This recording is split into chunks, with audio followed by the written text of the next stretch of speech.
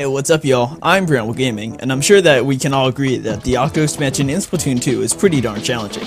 Sure, there are some moderately easy challenges in the expansion, such as the Labyrinth Station or the Plastic Station, but the game developers made sure to balance out these easy levels with challenges that are really bloody difficult.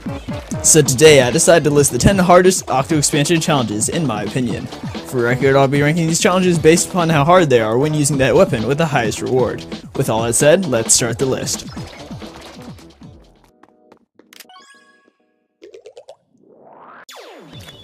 Barely making the list, we first have the Target Buster Station with the Carbon Roller. This station presents you with the challenge of breaking 35 consecutive crates in order to pass the test. However, you're only given 35 seconds to accomplish this task, and this timer is where the real challenge comes from.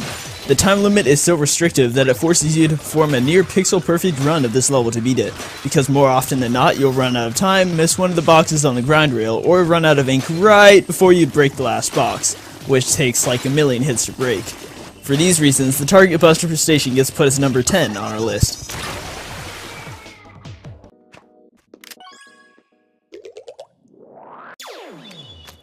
The Can't Touch the Station is also certainly one of the hardest, but in a unique way. You're put up against an Octo Canyon type of level with the objective of getting to the goal without taking any damage. Not only that, but you also can't step in any enemy ink. This may sound easy, but when using the roller in this level, which isn't the best weapon for inking the ground, the Can't Touch this station becomes quite the challenge. This is especially true when you're put up against enemies such as Octo Snipers and Twin Kill Octo Troopers in this stage, who will immediately make you fail the test if you try and defeat them by just rushing in. In addition to this, the Can't Touch this station is decently lengthy for an Octo expansion level, so it definitely deserves to be on this list.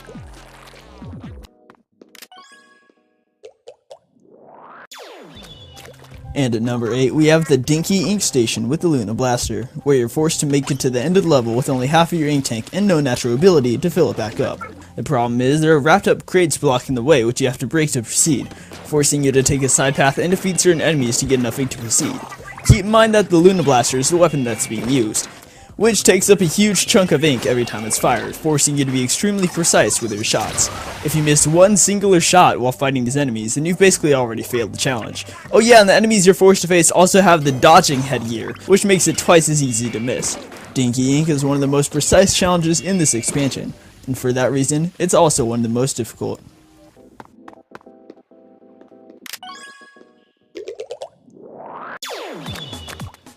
So y'all remember how in the Octo Canyon that some of the hardest levels were the ones with moving platforms, right? Well, Ride With Me Station with the Blaster is entirely based upon moving floating platforms, except that the platforms are now cars. Since these cars are moving the whole time, trying to jump from one to the next without getting shot, falling off, or missing the jump entirely is extremely difficult. And then, if it wasn't bad enough, at the end of the level you ride a car and play Flappy Bird with it. Everyone loves Flappy Bird. Oh, and better watch that ink tank, because if you run out of it, you'll fall to your doom. Gosh, I hate this level.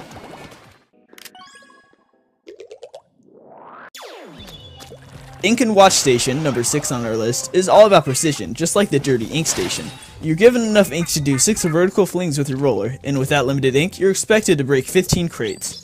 Oh yeah, not stationary crates, nah, these crates are on Octo Washers that move diagonally. You have to be so excruciatingly precise with your vertical swings during this level, to where if you miss even once, then you might as well just restart. That, and it's so easy to get hit off the ledge by the Octo Washers. But yeah, that's really all I have to say about this level. It's short, but with the precision which you need to complete it, makes it one of the hardest in this expansion.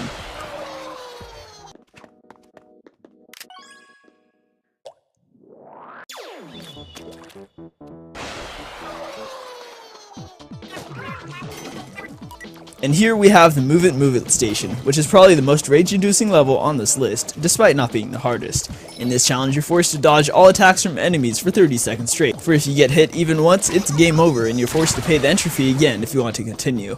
While 30 seconds may not sound like it's a long time, it really is when you're forced to dodge the fire of 3 Octo Troopers and an Octo Sniper at the same time. This level gave so many streamers so much trouble, and for good reason. It's pretty dang hard to figure out the pattern in which you need to dodge, and even when you figure it out, it's easy to slip up and accidentally get hit.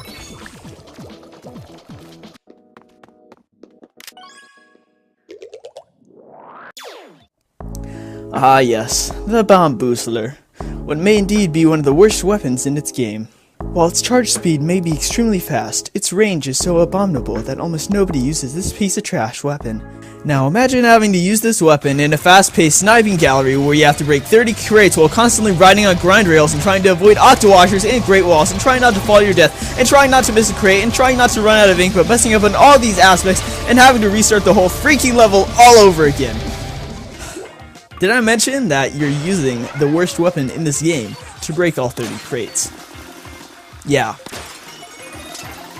Next.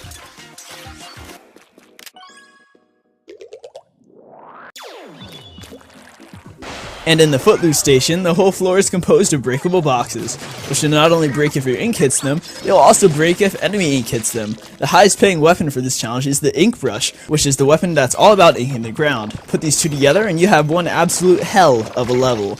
Not only do you have to defeat 10 enemies on a small breakable platform, but you're also required to defeat them within the time limit of 3 minutes, with each wave spawning after 1 minute regardless of whether the first wave had been entirely defeated. Time after time I just fall to my death because I'd accidentally inked the boxes below me, immediately causing them to break.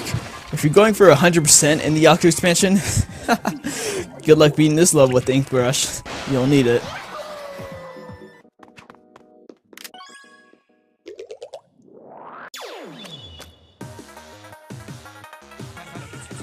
Now this level is unique because it comes straight from the developers of Dark Souls.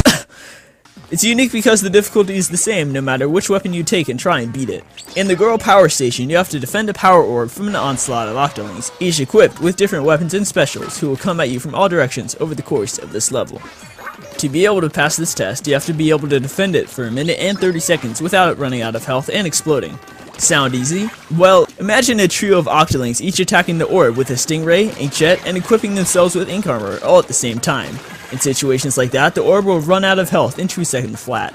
This challenge is just so hard because it's so easy to only focus on defeating one Octoling, when there could be 5 others on the map going for the orb at the same time. On top of this, it's so hard to deal with the Octolings all at once, as they'll just pull out their specials immediately when they're in trouble. Despite this level's difficulty though, it's actually fun. I think this level is one of the most creative and well-designed challenges in the expansion. However, I have to say the opposite about number 1 on this list. Not only is it the hardest challenge in the Octo expansion, in my opinion, but it's also one if not the worst design choice for a level in this game. But before I get to the hardest level in the Octo expansion, here are some honorable mentions.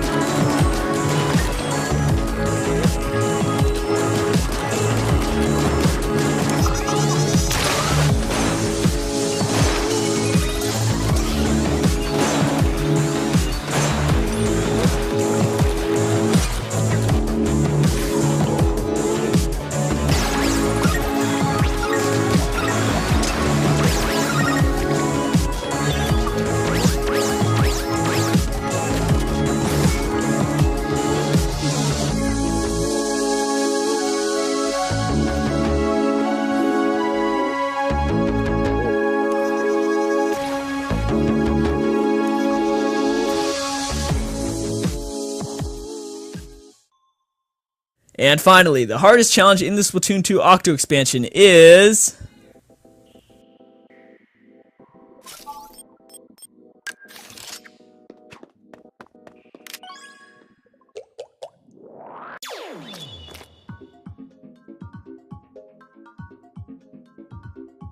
the Matchmaker Station with the Rapid Blaster. You haven't experienced true Splatoon frustration and rage until you've played and completed this level with this weapon.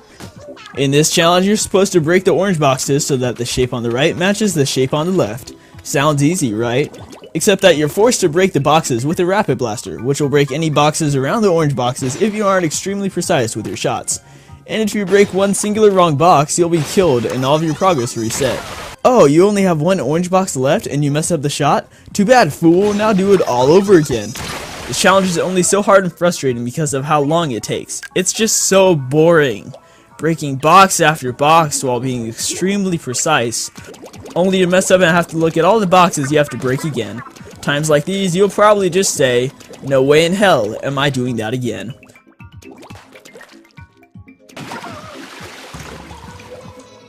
Well y'all, those are what I thought were the 10 hardest Octo expansion challenges in Splatoon 2. Do you have another challenge that you think should have made it on this list? Let me know by commenting down below, and make sure to like, subscribe, and hit that notification bell to be notified whenever I post another video. With all that said, Bramble Gaming, over and out.